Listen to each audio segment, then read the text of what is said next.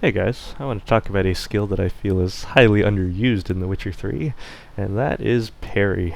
Yeah, it's a pretty basic skill, except I and many others mostly tell people to just dodge, because dodge is highly consistent, whereas Parry, I think many of us found that it was a bit hit and miss versus a lot of monsters.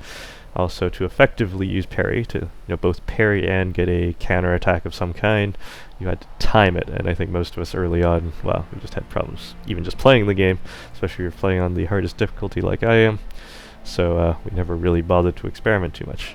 So, however, now I'm level 24, and I recently just got a skill that improved parry's, the damage after you successfully parry and counterattack. So I decided to just experiment with that. So, one of the worst enemies to fight, especially if you're just trying to dodge around, are agile enemies. So, like these neckers. And I've tried to keep this video as spoiler-free as possible. So I'm just in Velen, in a low-level area. So just right here, where I'm found a group of neckers. So neckers I've always thought were really annoying because they basically swarm you. Here there's, I don't know, you can see all the red dots on the map. So now, I'm just going to stand right in the middle of them and just parry.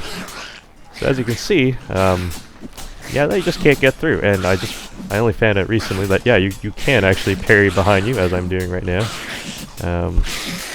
So yeah, so now, how do you get any offense out of this? So now, if you do a counterattack, that is when they're glowing red, you start getting this.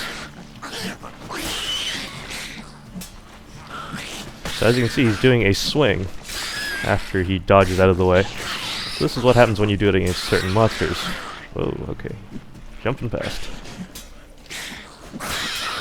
And as long as you're okay, now I'm gonna relocate, so I'm gonna press something else other than, okay. Whoa, okay. Whoa. So yeah, so just parry. I'm not even really doing anything else. Parry, parry, time it. Whoa, whoa, whoa.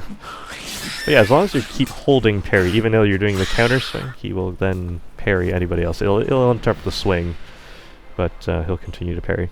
So you can see basically an opponent that was, agile, really annoying, is trivialized when you just hold parry down. So yeah, so this applies to, okay, so now who can you consistently use parry against to do this? So I haven't had a chance, obviously, to, this is a big game, to try it against every single monster. But from what I can gather, it seems that enemies that are smaller than humans, so things like neckers, ghouls, wolves, dogs, you can basically parry everything. Any attack they do, you can parry it.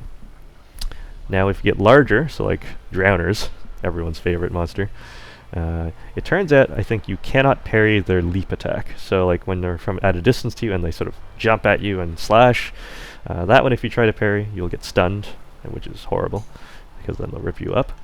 But if there's one already next to you and he just does like a normal swing, you can parry that. Some other creatures I tested is bears, so you can parry their bite and their sort of normal clawing attack, but I don't think you can parry their charge or their stand up and drop down big attack. So yeah, having said that, I hope I've brought up a useful technique for you to now experiment with, and you can try it yourself.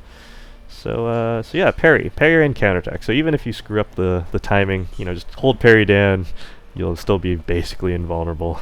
And then you can just let go and press it again when you see them turn red, and that basically does the timing well enough. So yeah, so that's how you can deal with some fairly agile opponents that were really annoying, and with parry. So thanks for watching. See you around.